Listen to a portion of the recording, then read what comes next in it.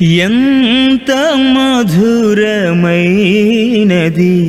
యెహోవా నామము. రెండు దినవృత్తాంతాలు హెడ్డింగ్ పెట్టుకోండి. రెండు దినవృత్తాంతాలు రచయిత ఒకటి దినవృత్తాంతాలు చూడము. కాలము బీసీ 450 నుండి 425 వరకు. పుస్తకము పేరు ఒకటి దినవృత్తాంతాలు చూడము. ఉద్దేశము రాసుకోండి.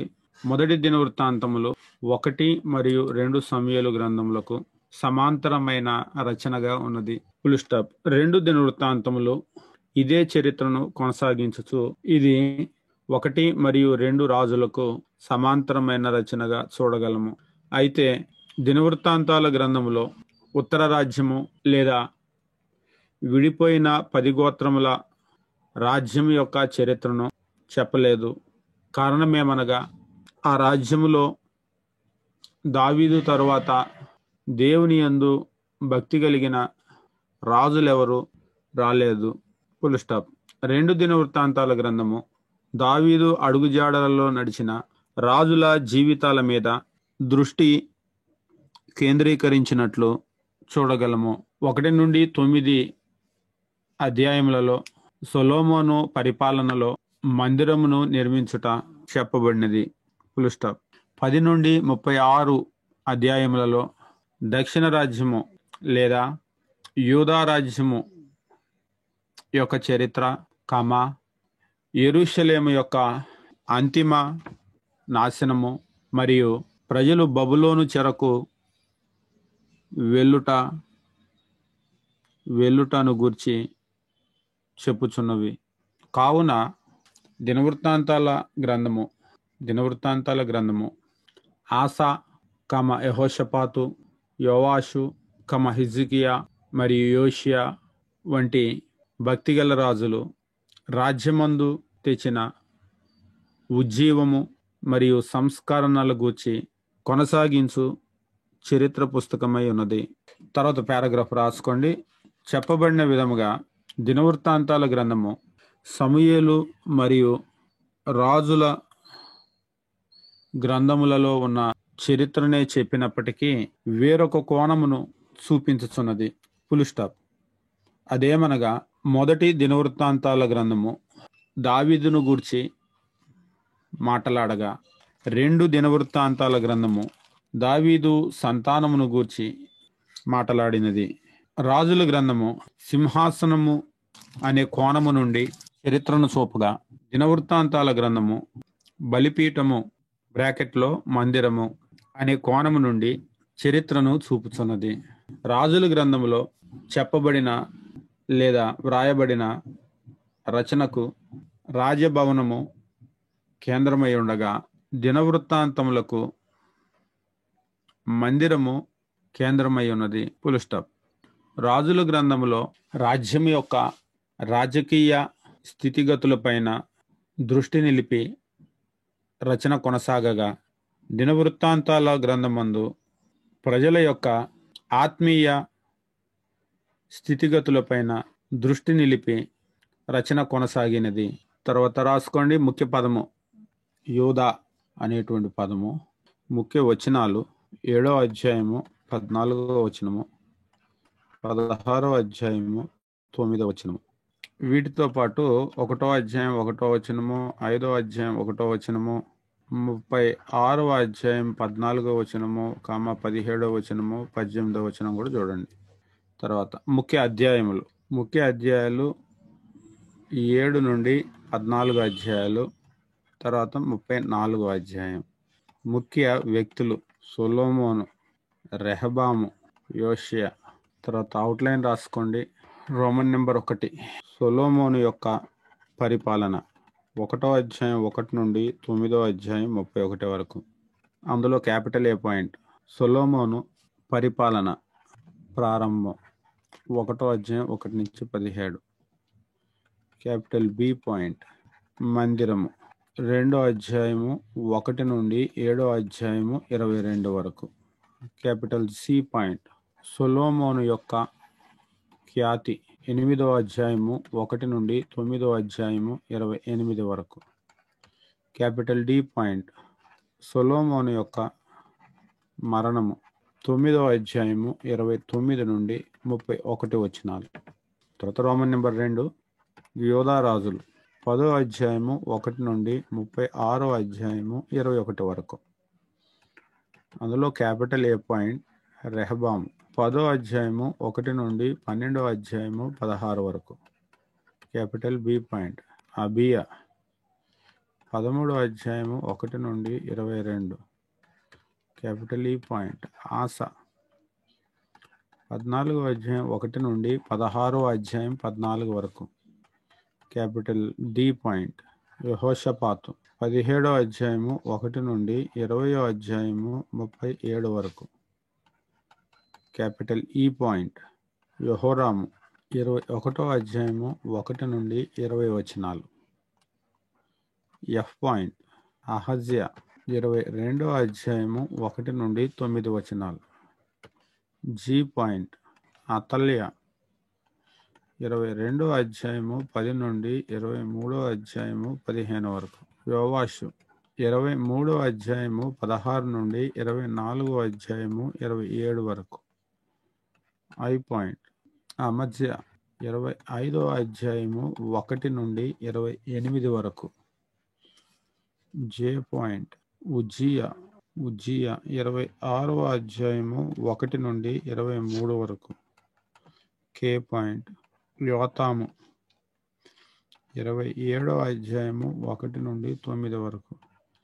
ఎల్ పాయింట్ ఆహజు 28వ అధ్యాయము 1 నుండి 27 వరకు. హిజ్కియా ఎం పాయింట్ హిజ్కియా 29వ అధ్యాయం 1 నుండి 32వ అధ్యాయము 33 వరకు. ఎన్ పాయింట్ మనస్సే 33వ అధ్యాయము 1 నుండి 20 వచనాలు. ఓ పాయింట్ ఆమోను 33వ అధ్యాయము 21 నుండి 25 వరకు. పి పాయింట్ యోషియా 34వ అధ్యాయము 34వ అధ్యాయము 1 నుండి 35వ అధ్యాయము 27 వరకు. క్యూ పాయింట్ యెహోయాహాజు 36వ అధ్యాయము 1 నుండి 4 వచనాలు. ఆర్ పాయింట్ యెహోయాకీము 36వ అధ్యాయము 5 నుండి 8 వచనాలు. ఎస్ పాయింట్ యెహోయాకీను 36వ అధ్యాయము 9 నుండి 10 వచనాలు. టీ పాయింట్ సిద్కియా 36వ అధ్యాయము 11 నుండి 21 వచనాలు. రోమన్ నెంబర్ 3 కోరేషు యొక్క ఆజ్ఞ 36వ అధ్యాయము 22 నుండి 23 వరకు. 1వ అధ్యాయము 1వ వచనం నుండి 6వ వచనం వరకు. గిబియాలో సొలొమోను చేసిన ఆరాధన 1వ అధ్యాయము 7వ వచనం నుండి 13వ వచనం వరకు. జ్ఞానము కొరకు సొలొమోను చేసిన ప్రార్థన 1వ అధ్యాయము 14వ వచనం నుంచి 17. సొలొమోనుకు ఇవ్వబడిన సంపద లేదా ఐశ్వర్యము 2వ అధ్యాయము 1వ వచనం నుండి 18వ వచనం వరకు. మందిర నిర్మాణమునకు సిద్ధపడుట 3వ అధ్యాయము 1 నుండి 17 వచనాలు. మందిరమును నిర్మించుట 4వ అధ్యాయము 1 నుంచి 22 వచనాలు. మందిరం యొక్క సామాగ్రి 5వ అధ్యాయము 1 నుండి 14 వచనాలు. మందసము మందిరములోనికి తెచ్చుట 6వ అధ్యాయము 1 నుండి 11 వచనాలు. సొలొమోను ప్రజలను దీవించుట 6వ అధ్యాయము 12 నుండి 42 వరకు. మందిర ప్రతిష్ఠ సమయంలో సొలొమోను చేసిన ప్రార్థన 7వ అధ్యాయము 1 నుండి 3 వచనాలు. ఆకాశం నుండి దిగిన అగ్ని 7వ అధ్యాయము 4 నుండి 10 వచనాలు. మందిర ప్రతిష్ఠ 7వ అధ్యాయము 11 నుండి 22 వచనాలు.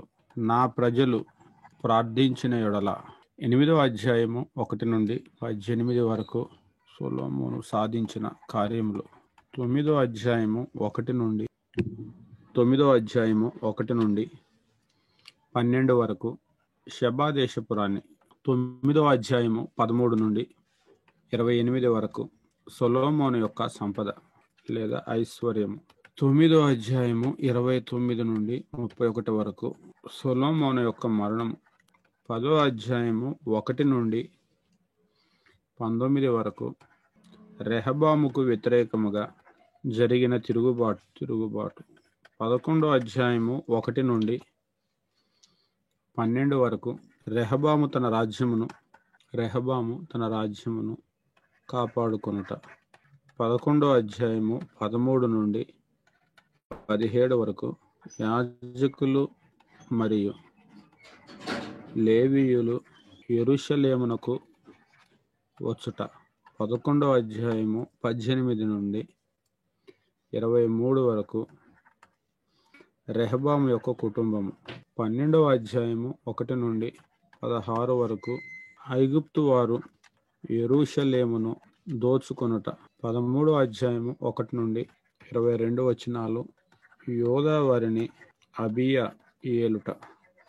14వ అధ్యాయము 1 నుంచి 15 వచనాలు యోధా వారిని ఆసా ఏలుట.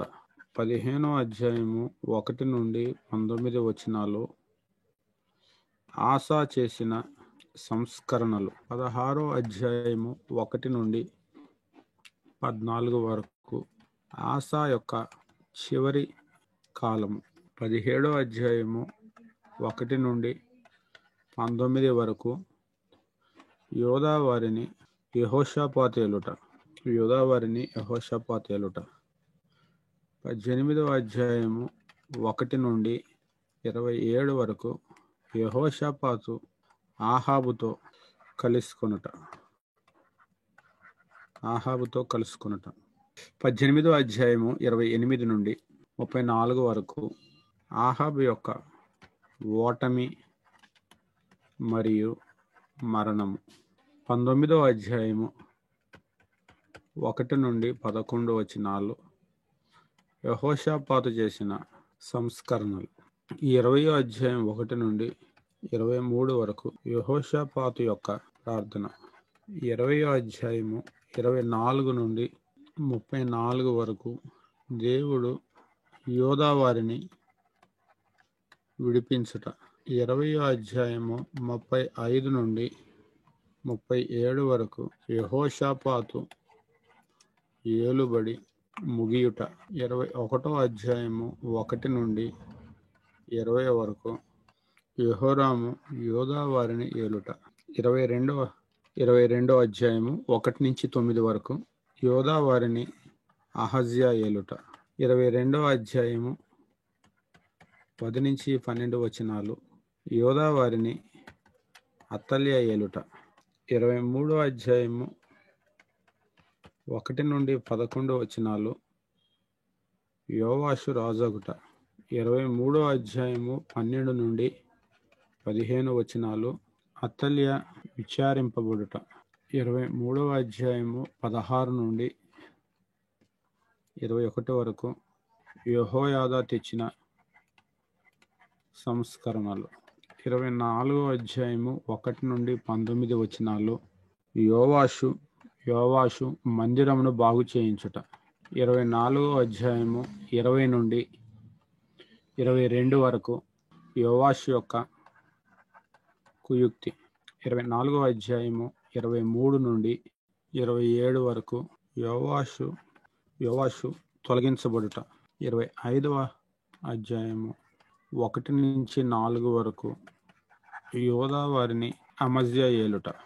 25వ అధ్యాయము 5 నుంచి 13 వరకు అమజ్యా యొక్క విజయములు. 25వ అధ్యాయము 14 నుండి 16 వరకు అమజ్యా యొక్క విగ్రహారాధన.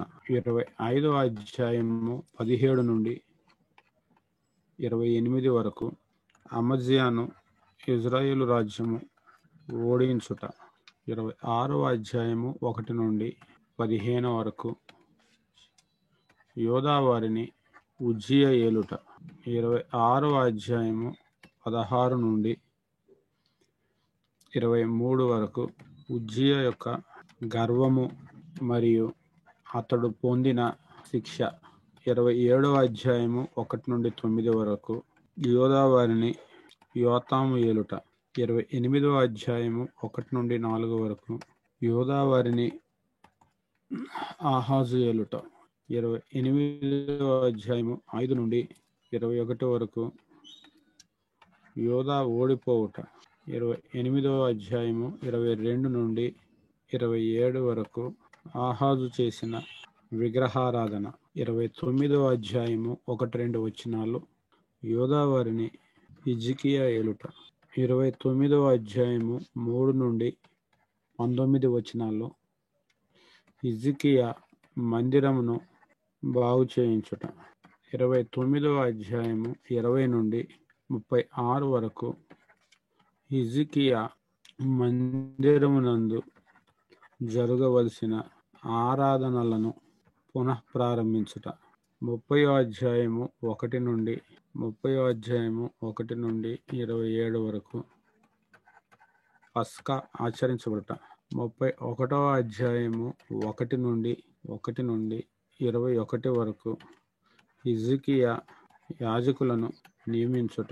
32వ అధ్యాయము 1 నుండి 8 వరకు, సన్హెరీబు యోధాపై దండెత్తి చుట్టుముట్టుట.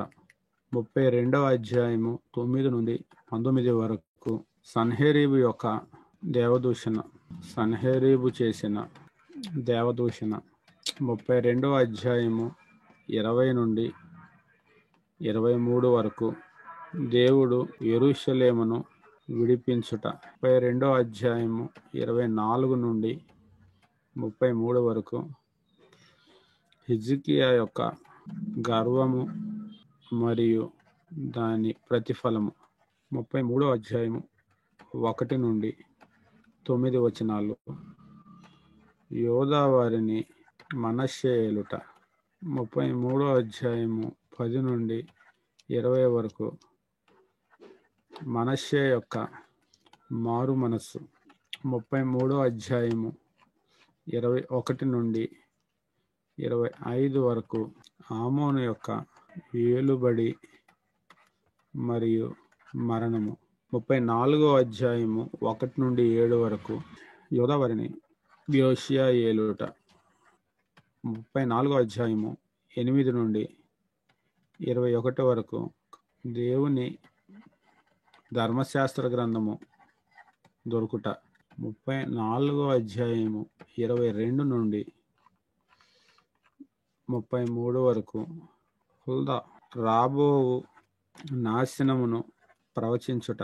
35వ అధ్యాయము 1 నుండి 19 వచనాలు, యోషియా కాలమున జరిగిన పస్కా పండుగ.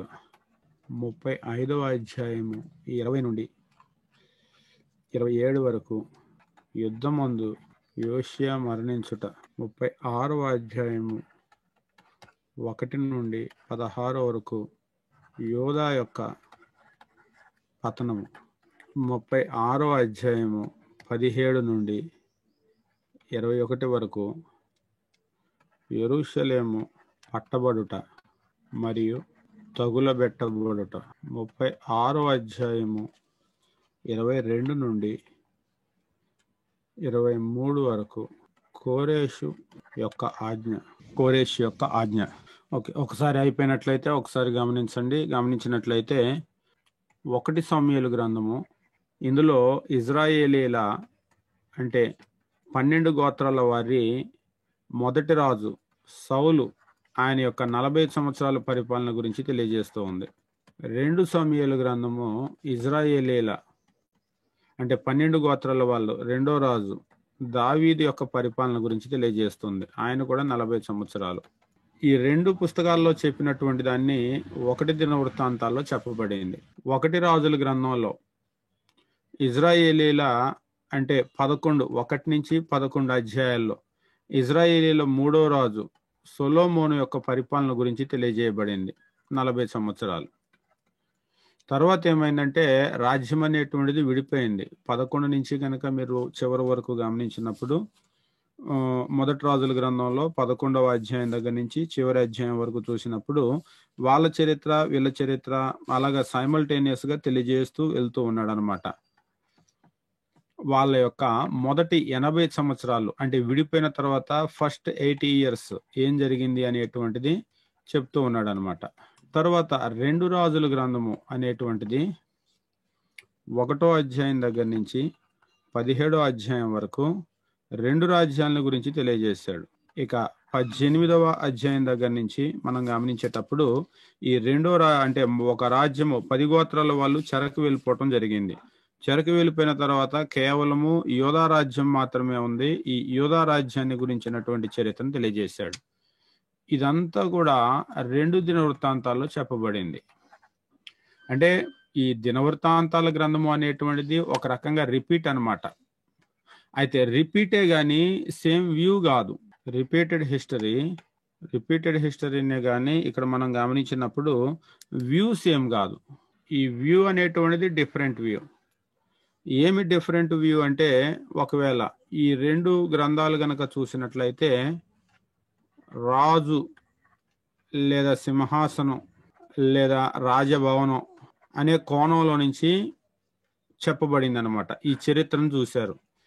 ఇది ఒకవేళ మనం గమనించినప్పుడు మందిరము అనేటువంటి కోణంలో నుంచి ఈ చరిత్ర అనేటువంటి చెప్పబడింది దినవృత్తాంతాల గ్రంథం.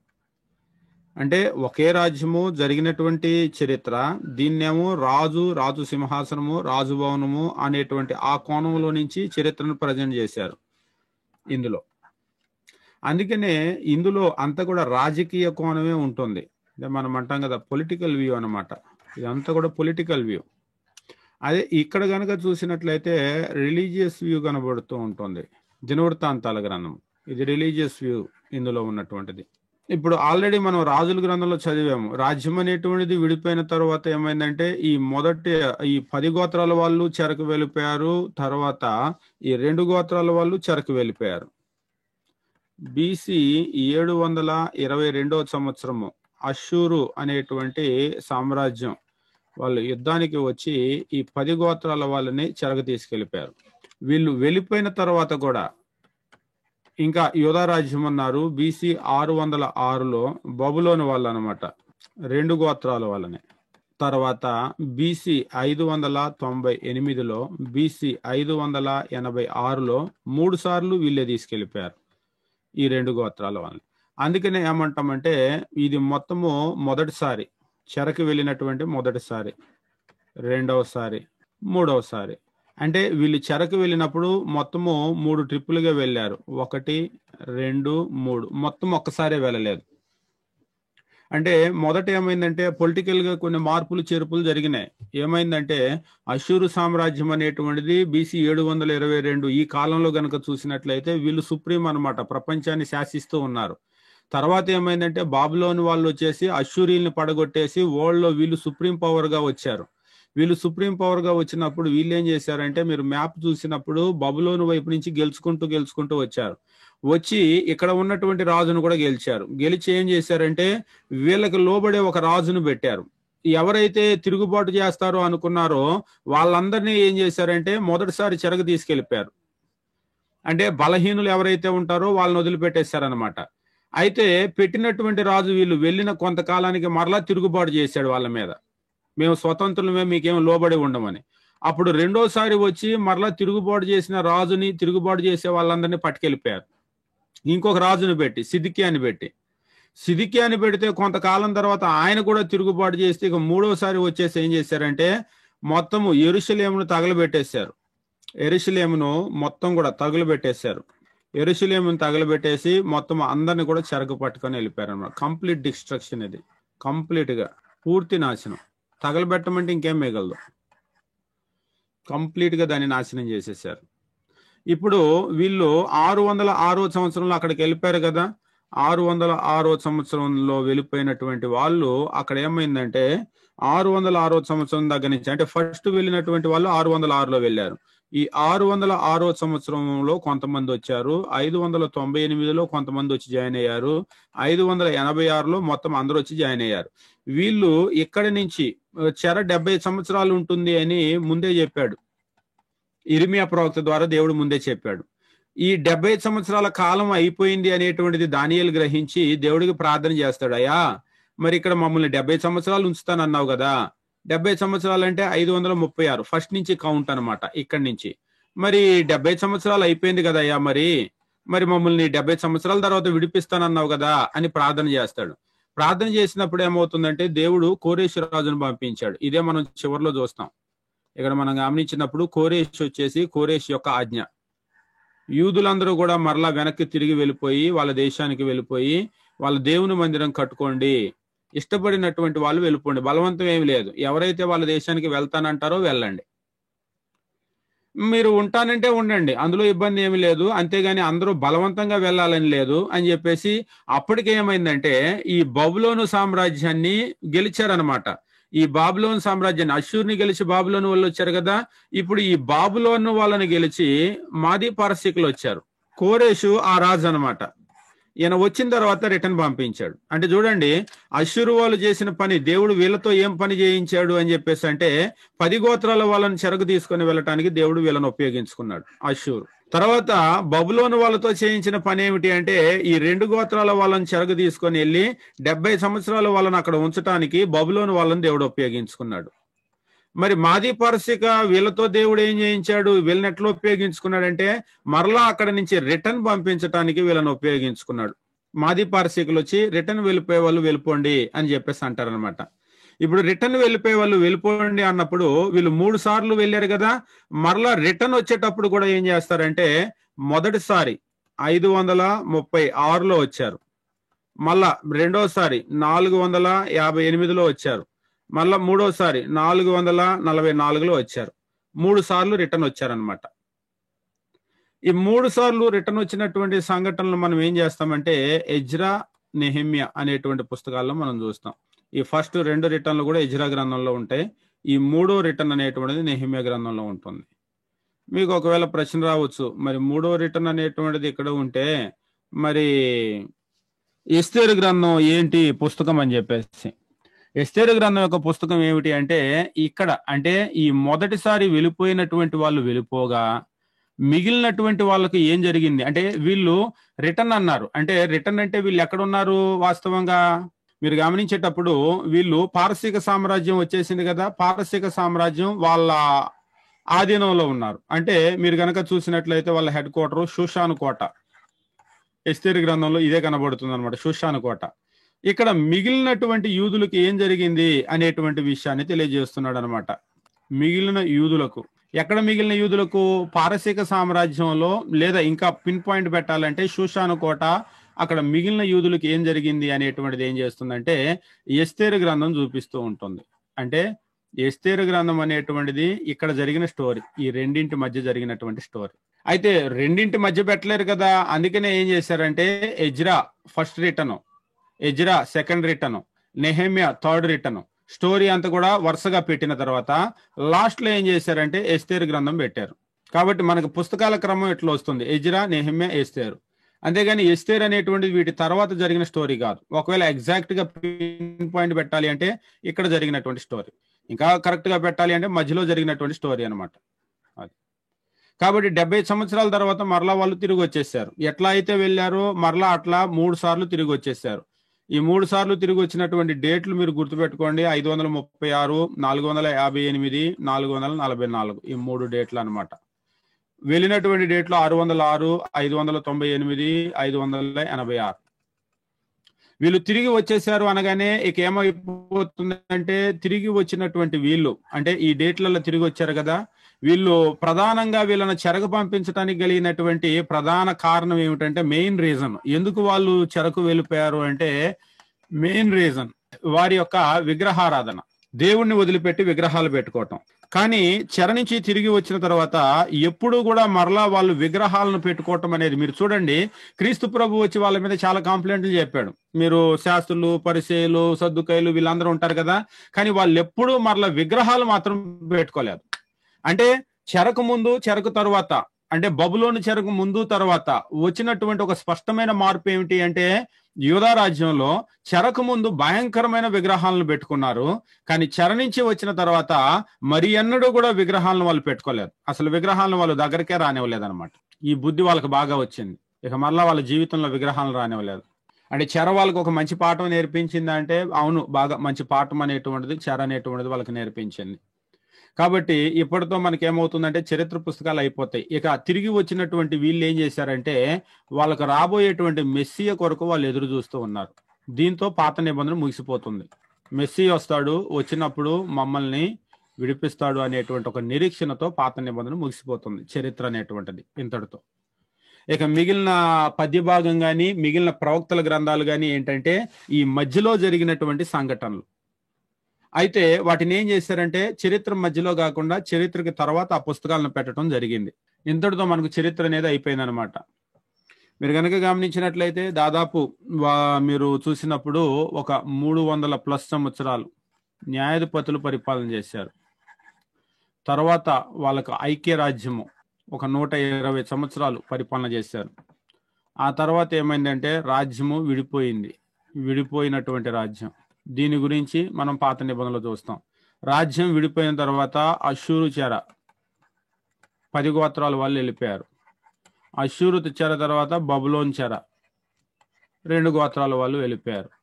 చెరకు వెళ్ళిపోయిన తర్వాత వీళ్ళు రిటర్న్ రావటం గురించి చెప్పలేదు, అష్షూరు చెరకు వెళ్ళిపోయిన వాళ్ళు. కానీ బబులోనికి వెళ్ళిపోయినటువంటి వాళ్ళు మాత్రం రిటర్న్ వచ్చారు. 536లో, 458లో, 444లో. అవును, వీళ్ళని మాత్రం ఎందుకు మరలా తిరిగి తెచ్చాడు యోధా రాజ్యాన్ని అంటే, ఇప్పుడు యోధా రాజ్యం అంటే యోధా, బెన్యామీను, ఇందులో 2 గోత్రాలు ఉన్నాయి. వీళ్ళని మాత్రం దేవుడు ఎందుకు మిగిల్చాడు అంటే ఈ యోధాలో నుంచి లోకరక్షకుడు మెస్సియా రావాలి, అందుకని వీళ్ళని భూమి మీద ఉంచాడు అనమాట. శేషము, దీన్ని ఏమంటాడంటే శేషము అని చెప్పేసి అంటాడు. ఈ శేషం ఉంచడానికి కలిగినటువంటి కారణం ఏమిటంటే లోకానికి మెస్సియా రావాలి, ఈ శేషం. అందుకనే ఈ గోత్రాన్ని మాత్రం పక్కన పెట్టేశాడు. ఈ గోత్రాన్ని మాత్రం 2 గోత్రాలు ఒక రాజ్యంగా పక్కన పెట్టేసి 10 గోత్రాలు ఒక రాజ్యంగా పక్కన పెట్టేశాడు. అందుకనే ఇక వీళ్ళ స్టోరీ చెప్పలేదు. వీళ్ళు చెరకు వెళ్ళిన తర్వాత వీళ్ళకి ఏం జరిగింది, అసలు వాళ్ళు ఉన్నారా, కాలగర్భంలో కలిసిపోయారా, తిరిగి వచ్చారా, ఎందుకంటే ఇక వీళ్ళని గురించి అప్రస్తుతం. మరి వీళ్ళని గురించి మాత్రం ఎందుకు చెప్పాడు అంటే ఇందులో నుంచి లోకరక్షకుడు రాబోతున్నాడు కాబట్టి వీళ్ళ చరిత్ర మాత్రం కంటిన్యూ చేశాడు. ఇది ఉద్దేశం అన్నమాట.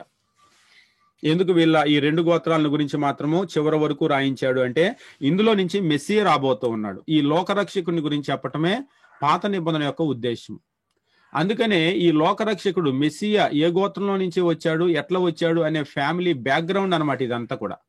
అంటే పాత నిబంధన అంతా కూడా ఏమిటి అంటే నేపథ్యం, మనం అంటాం కదా బ్యాక్గ్రౌండ్. ఈయన ఎవరు అనేటువంటి బ్యాక్గ్రౌండ్.